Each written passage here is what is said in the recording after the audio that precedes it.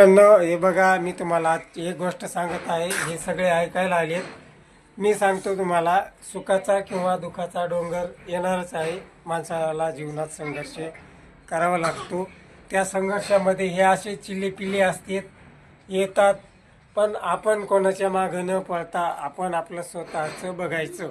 कोणी काही आपल्याला खायला देते का खायला आपल्याला कोणी? नाही. भाऊ कसा म्हणायला फुकट देते का कोणी आणून? नाही ना. मग तुझा बाप काम करतो, तुला खायला देतोय ना? का दुसरं देते खायला? सांग. का मावशी देते, कोणी देते का? चिप्स हा. खाता चिप्स. तू काही खाय, पण तुझा बाप देतोय का खायला? मग हा, दुसरं देते का आणून कोणी? मग दुसरं कोण आणून देते? हे असं आहे. त्याच्यामुळे म्हणते दुसऱ्याच्या मागं पळू नका, स्वतःच पहा. ही आबू आणि बाबू ही तो का जेवली का तू?